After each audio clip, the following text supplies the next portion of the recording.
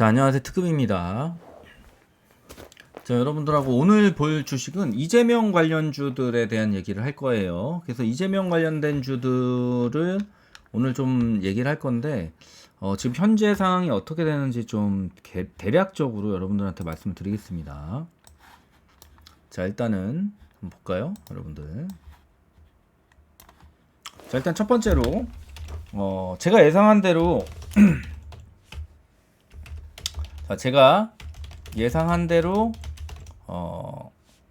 이재명 대선주죠. 이재명 대선주가 폭락을 했습니다. 네, 폭락을 했어요. 자, 그리고 폭락의 폭은 역시 예상한 대로 한 50%, 많은 건 50%에서 한 적게 떨어진 건 한 30% 정도 정도였습니다. 자, 그리고 세 번째는 폭락 이후 횡보를 시작하고 있습니다. 횡보를 하고 있습니다. 자, 그러면 이제 터닝점이 있을 텐데, 이 대선주들의 터닝점은 계기가 있어야 돼요. 계기가 있어야 됩니다. 그럼 이제 계기가 어떤 것들이 있을까 한번 봅시다. 첫 번째로는 이제 오늘 또 중요한 내용이 하나 나왔어요. 뭐가 나왔나요? 여기에서 가장 핵심점은 뭐냐? 바로 뭐냐면 핵심점 탄핵입니다. 탄핵. 자, 대통령에 대한, 대통령이 아니라 대통령이죠. 대통령에 대한 탄핵 절차가 이게 중요한 요소입니다. 중요 요소예요. 그 이유는 뭐예요? 이유는 뭐예요? 이유는 당연히 대통령이 탄핵 헌재에서, 헌법재판소, 헌재라고 줄여서 말합니다. 자, 헌재에서 탄핵 결정을 하는 순간, 탄핵 인용을 하는 순간 어떻게 돼요? 바로 2개월 후에 대선이 열립니다. 그러면은 대선주들의 핵심은 원래는요, 대선 선거 기간 동안에 큰 상승을 해주는 게 원래 모습이었어요. 원래 모습. 근데 이제 그런 것들이 압축적으로 펼쳐질 가능성이 매우 농후하다. 이렇게 보시면 됩니다. 그래서 자, 그러면은 대통령의 탄핵 절차는 탄핵 심판 절차는 어떻게 돼가고 있냐? 일단은 대통령한테 서면으로 보냈어요. 보냈는데 답변 안 하고 있어요. 그죠? 그래서 간주한다. 송달된 걸로 간주한다. 이렇게 됩니다. 그 송달된 거로 간주하면은 그 다음에 대통령이 어떻게 해야 되냐? 대통령 쪽에서 대통령의 변호인단들이 이제 질의서를 받은 거에 대한 단문을 보내야 돼요. 단문을 보내야 되는데 이게 이제 제대로 안 이루어질 수도 있다. 그러면 이거 그대로 그냥 계속 질질 끌리냐? 아니에요. 바로 진행이 됩니다. 바로 진행이 돼요. 그래서 재판이 시작될 거고, 것이고, 절차가 진행이 될 겁니다. 그래서 보통은 이제 총 원래는 6개월간 이제 탄핵 심판이 기한이에요. 인데 보통은 박근혜 때가 3개월 정도 걸렸습니다. 근데 이거는 쟁점이 많았어요. 쟁점이 많고 복잡했는데 이번에 이 계엄 관련된 내용은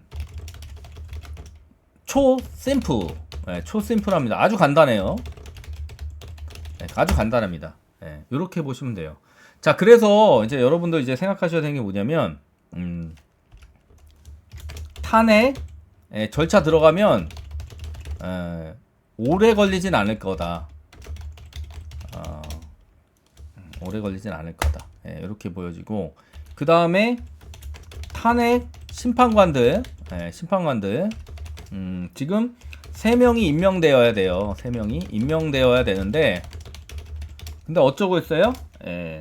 한덕수 총리가 이걸 지연하고 있어요.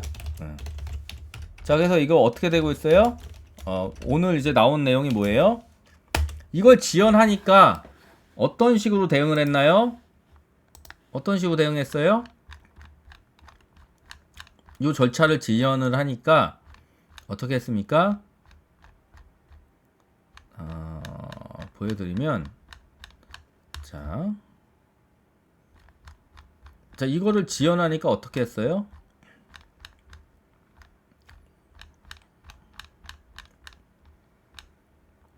자, 요렇게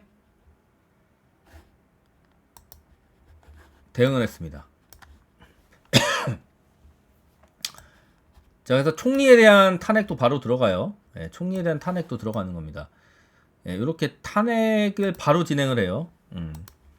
한덕수 총리가 이제 지연을 하니까 괘씸죄에 걸리는 거죠. 괘씸죄. 그래서 바로 총리도 탄핵.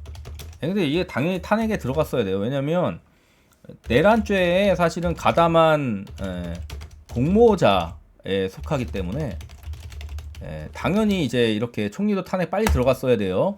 자, 그러고 나면 경제부총리가 대행을 하게 돼 있다. 경제부총리는 지난번 이제 국무회의 때 뛰쳐나왔던 사람이에요. 나는 이제 개헌 말도 안 된다고 생각한다고 뛰쳐나왔던 사람이기 때문에 경제부총리는 아마 이분은 이제 빨리 진행할 거다. 빠르게 진행할 가능성이 높다. 그러면 이제 총 재판관이 9명 성원이 되어 됩니다. 이 중에 뭐 진보랑 중도, 그 다음에 이렇게 중도 보수까지도 약간 넓게 보면 볼 수 있는 요런 사람들이 한 6명 혹은 7명 정도로 봐요. 혹은 7명. 그리고 나머지가 이제 보수 쪽이. 그 백발 할아버지 있잖아요. 그분이 이제 그 백발 할아버지가 지금 이제 진보 쪽, 보수 쪽입니다. 보수. 그 사람이 이제 윤석열이 뽑은 사람이에요. 윤석열. 제가 그거 명단 보여드렸죠. 사진도 보여드렸고, 그분이 이제 아마도 이제 나중에 반대를 던질 거다. 탄핵에 대한 반대를 던질 거고, 나머지 분들 이번에 이제 또 한 명 새로 들어온 사람 중에 한 명은 반대표 던질 것 같고, 그러면 이제 2명. 나머지 7명은 아마 찬성표 던질 가능성이 상당히 높다. 그렇게 해가지고 탄핵 인용은 될 거다. 제가 보기엔 탄핵 인용이 될 가능성이 높다. 그리고 이거와 별개로 공수처에서 진행하고 있는 체포도 아마 진행될 가능성이 높다.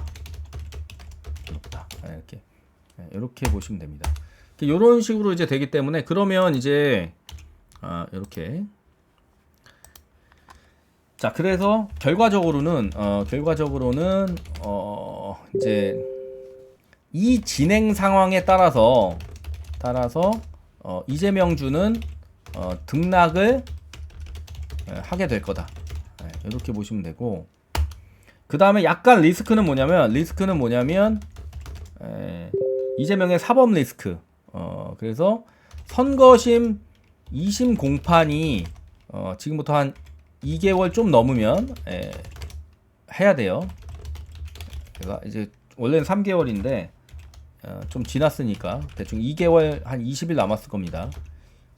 원래는 3개월이에요. 3개월. 여기서 공판 결과가 나오면 또 이제 주가 하락의 요인이 될 거다. 요인.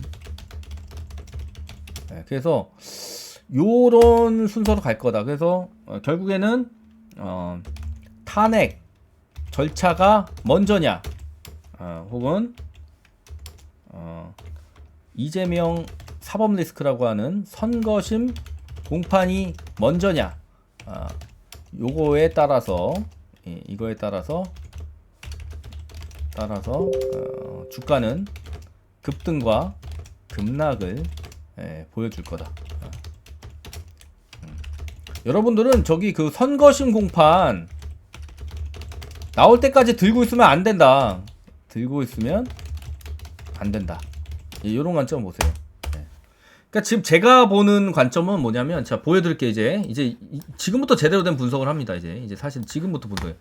자, 오늘 한종기가 치고 있는데, 자 보세요. 이재명주가 이제 급등을 했다가 조정을 제가 준다고 그랬죠. 반토막 난다고 그랬어요. 7,900원짜리가 거의 반토막 났죠. 반토막 났고, 그 다음에 이제 터닝을 주는 거예요. 이렇게 오리엔트 정도도 마찬가지예요. 올랐다가 최고점에서 좀 얘네들은 이제 큰 조정은 없었어요. 얘가 대장주라서 그렇게 됐고, 그 다음에 코이즈도 여기 고점에서 2,500원짜리가 1,200원까지 내려왔었으니까 반토막 났었죠. 이제 터닝을 주는 거예요. 코이즈. 토탈소프트도 마찬가지. 14,000원짜리가 얼마예요? 7,000원까지 떨어졌으니까 반토막 났었죠. 그 다음에 터닝 주는 거예요. 에이텍 모빌리티가 32,000원까지 갔었던 게 대충 한 이제 반토막까지는 아니지만 얘도 많이 떨어졌었고, 수산 INT도 반토막 났죠. 25,000원짜리가 12,000원까지 떨어졌으니까 13,000원, 4,000원까지 떨어졌었으니까 거의 반토막 났었죠. 자, 그리고 CS도 마찬가지. 얼마예요? 3,200원짜리가 1,500원까지 떨어졌으니까 반토막 이상 났었죠. CS도 많이 떨어졌어요. 이스타코 역시 2,700원짜리가 14,000원까지 떨어졌으니까 반토막 났었고, 프리엠스 역시 22,000원짜리가 12,000원까지 떨어졌으니까 거의 반토막 났었고, KD 역시 800원짜리, 900원짜리가 거의 뭐 500원까지 내려왔었으니까 거의 반토막 났었고, 일성도 5,500원짜리가 2,950원까지 떨어졌으니까 거의 반토막 났었죠. 에이텍 역시 46,000원짜리가 27,000원까지 내렸으니까 거의 반토막 났었다. 카스도 마찬가지다. 3,300원짜리가 1,700원까지 떨어졌으니까 이런 식으로 이제 다 반토막 났어. 동신건설, 동신도 빼놓을 수 없으니까 73,000원짜리가 4만원대까지 내렸으니 거의 반토막 났었죠. 저는 이제 여기서 횡보하면서 터닝이 한번 나와서 다시 올라가는 모습이 보여질 거다라고 개인적으로 생각을 합니다. 물론 죄송합니다. 한 번쯤은 운 없으면 더 빠질 수도 있어요. 뭐 예를 들어서 반토막까지 내려올 수도 있죠. 이런 것들은 그랬다가 거기서 터닝 줄 수도 있어요. 하지만 제가 보기엔 터닝은 나올 거다. 왜냐면 시간적으로 봤을 때는 조금 더 이재명 쪽에 유리한 방향으로 지금 가고 있다라고 보여져서 그런 식으로 선거중 공판은 아직 3개월이나 남았으니까 그 사이에 얼마나 많은 일들이 이루어지겠습니까? 그러니까 좀 더 유리한 방향으로 터닝해서 올라갈 가능성이 상당히 높다. 그래서 대선과 관련된 얘기들, 이제 헌재가 판결을 앞두고 조금씩 이제 계속 진행될 거냐. 헌재는 그냥 진행이 돼요. 헌재 내용은 진행이 되기 때문에 그러면 어떻게 되겠어요? 당연히 상승을 할 수밖에 없을 거고, 그 상승을 하다 보면 그 다음에 터닝이 일어날 거다. 이렇게 보시면 됩니다. 그래서 상승하다가 이제 어떤 식으로든 모멘텀이 나올 거다. 그래서 헌재 재판 결과가 이제 다가오면서 헌재 내용은 어떻게 되겠어요? 점점 헌재는 어쨌든 간에 헌재 재판관이 이제 임명이 될 거고, 이제 부총리 바뀌잖아요. 저기 뭐야, 권한대행 바뀌어서 경제부총리로 대통령 권한이 넘어가잖아요. 그러면은 그쪽에서는 임명을 할 거고, 임명되고 나면은 그 다음 어떻게 되겠어요? 그 다음에는 헌재와 관련된 진행 사항들이 빨라질 거고, 그럼 헌재 재판관의 판결 결과가 생각보다 3개월까지도 안 걸려요. 빠르면 1개월 만에 날 수도 있다. 빠르면. 그러면 이제 급속도로 이게 올라갈 수도 있겠죠. 네, 그런 식으로 이제 보시고, 그래서 그런 식으로 대응을 하시면 된다. 지금 이제 충분히 조정을 줬기 때문에 여기서 더 빠질 거라고는 저는 생각이 안 들고, 한 번 정도 더 빠질 수 있겠지만 악재가 나온다면. 하지만 전체적으로 방향은 터닝해서 올라가는 방향이 될 거고, 이 전고점 정도에서 한 번 정도는 튕겨 나올 수도 있겠지만, 어쨌든 상승하는 방향 쪽으로 갈 가능성이 상당히 높다라고 보시면은 아마 맞을 겁니다. 자, 이렇게 보시고 정치 좀 보시고, 제가 얘기하는 게 맞을 가능성은 높지만 뭐 틀릴 수도 있어요. 그러니까 여러분들이 항상 그냥 이제 소액 여유가 되는 돈으로 하시고, 모든 결정의 책임은 여러분들한테 있다는 거 잊지 마시기 바랍니다. 오늘 여기까지 하겠습니다.